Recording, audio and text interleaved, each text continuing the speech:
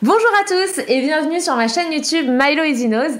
Pour vous remettre un petit peu dans le contexte, pour ceux qui me connaissent pas, d'habitude mon job en fait c'est d'être un peu blogueuse, créatrice de contenu sur le PVT Australie. Donc je vais aider tous les Français ou les Belges, enfin les francophones quoi, qui veulent partir en Australie et je les aide dans les démarches administratives, etc. Donc en général sur ma chaîne YouTube, tu vas trouver des contenus sur la vie et sur comment faire ces démarches pour arriver en Australie en Working Holiday Visa. Sauf que depuis mars 2020, les frontières de l'Australie sont fermées aux étrangers et donc maintenant il y a de moins en moins de PVTistes qui partent en Australie, mais par contre il y en a beaucoup qui sont en attente de pouvoir partir et donc du coup ils ont besoin de plein d'informations sur notamment les nouvelles réglementations et les décisions du gouvernement concernant les PVTistes. Donc depuis mars, j'ai décidé de faire une newsletter dans laquelle je vais regrouper, récapituler toutes les informations qui s'est passé donc dans le mois qui a précédé, toutes les infos qui vont arriver en Australie donc dans le mois qui va suivre, ainsi que mes actualités moi en tant que blogueuse. Donc là on est le mois de janvier, fin janvier. Donc ce qu'on va faire, c'est qu'on va faire un récap de tout ce qui s'est passé en Australie au mois de janvier. On va parler des choses qui vont arriver en février et ensuite je vais te parler de mes actus Milo Easy Knows. Donc c'est parti, allez, on parle de ce qui s'est passé en Australie en janvier.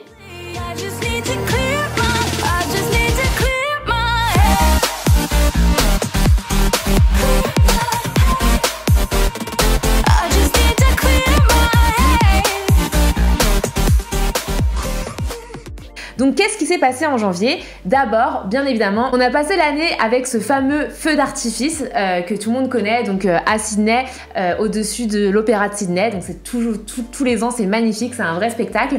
Cette année, ils ont tiré le feu d'artifice, mais bien évidemment, avec le contexte sanitaire actuel, il a été tiré à huis clos. Donc voilà, il n'y avait pas grand monde, mais on a pu le suivre sur YouTube en live. D'ailleurs, c'est ce que j'ai fait et c'était vraiment canon. Donc voilà, je vous mets quelques petites photos du feu d'artifice, il est vraiment canon. Ensuite, ce qu'il s'est passé, c'est qu'il y a eu un cyclone, enfin en tout cas ils avaient prévu un énorme cyclone en Australie et notamment sur la côte est en Australie, donc vers Brisbane qui est ma ville préférée.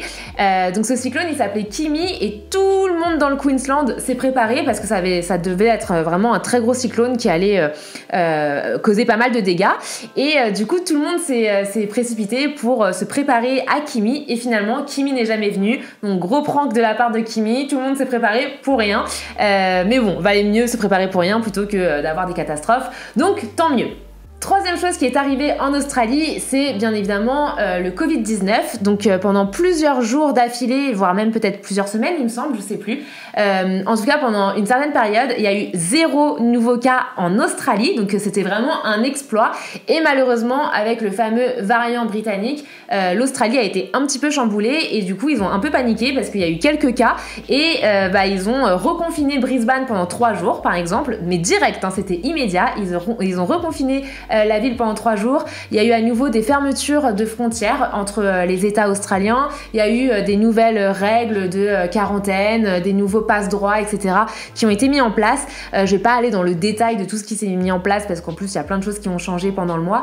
Mais voilà, tout ça pour vous dire que l'Australie a réagi très rapidement et en fait depuis le début, l'Océanie est très stricte quant aux réglementations qui concernent le Covid-19. Voilà, l'Océanie continue de gérer la crise avec une extrême prudence. D'ailleurs, on continue avec le Covid-19. L'Australie a enfin donné son feu vert concernant le vaccin de Pfizer. L'Australie a d'ailleurs commandé 10 millions de doses, ce qui va permettre de vacciner 5 millions de personnes dans le pays, donc ça c'est plutôt une bonne nouvelle. Et les premières doses seront administrées à partir de fin février. Donc enfin, l'Australie a accepté le vaccin de Pfizer. Ensuite, concernant la rouverture des frontières, tout semble un petit peu confus encore, puisque on a commencé le mois avec une bonne nouvelle qui nous a donné un petit peu d'espoir. C'est que Qantas avait rouvert les vols internationaux à partir de juillet, et donc du coup il y avait des vols vers l'Angleterre, enfin entre l'Angleterre et l'Australie par exemple, et du coup ça avait donné un peu d'espoir à tout le monde en se disant ça y est, on va pouvoir revoyager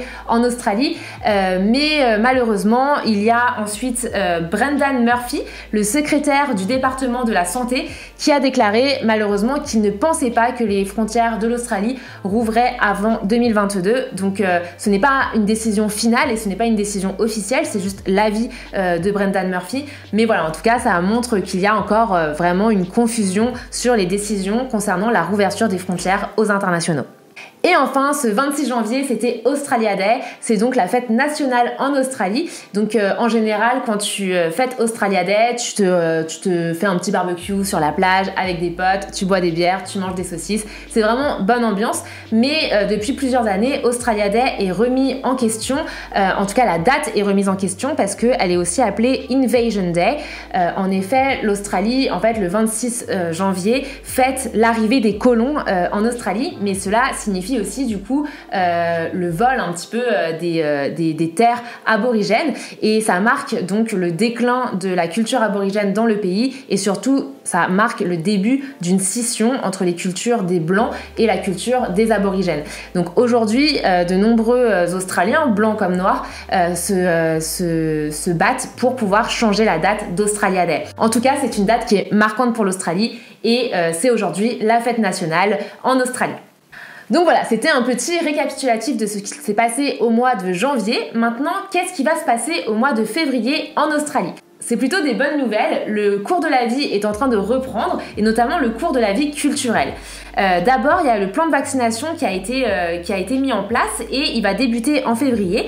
Vous allez voir que les travailleurs les plus à risque, mais aussi les personnes âgées, bien évidemment, seront les premiers à être vaccinés. Et donc, en toute logique, comme vous le savez, il y a peu de cas de Covid-19 en Australie, et il y a là-bas la chance, ils ont le droit de fêter certains événements culturels. Donc il va y avoir notamment le Sydney Lunar Festival du 12 au 21 février qui célèbre la diversité culturelle de la ville.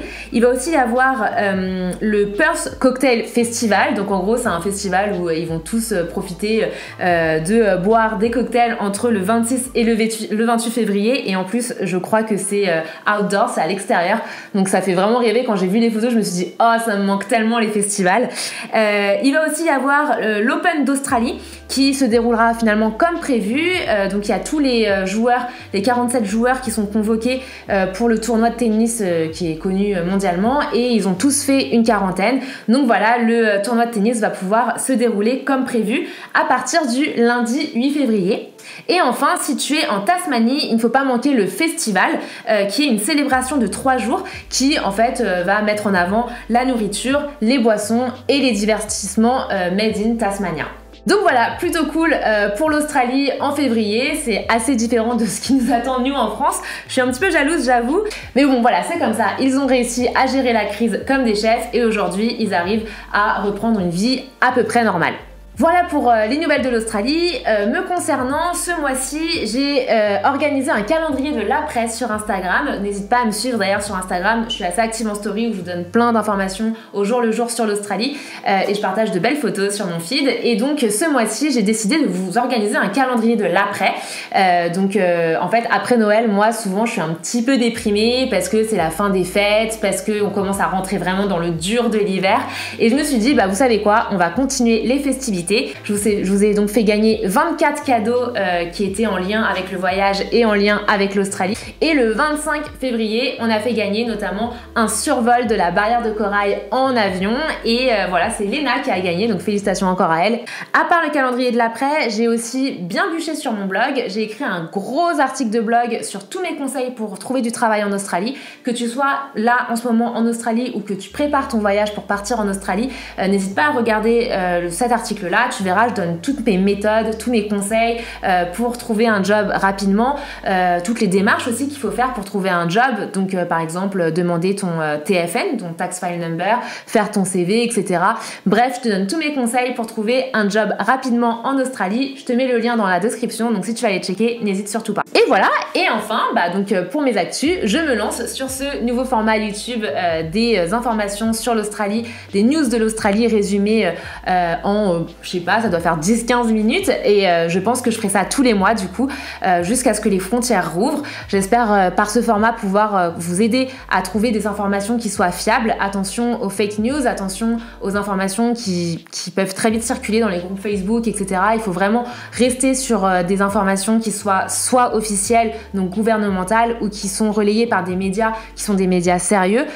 Donc voilà, moi à chaque fois que je vous donne des informations, j'essaye vraiment à chaque fois de vérifier la véracité des propos que je relaye.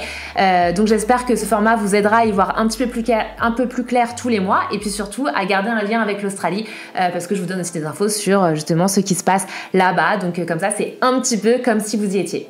Voilà, bah écoutez, merci beaucoup d'avoir regardé cette vidéo. J'espère vraiment que ça vous a plu. Si jamais ce format te plaît, franchement, n'hésite pas à mettre juste un like, à t'abonner à ma chaîne YouTube. Ça me permet de savoir, de jauger simplement l'intérêt que vous avez pour ce format. Je vous dis au mois prochain du coup. Gros bisous et à très bientôt. Ciao!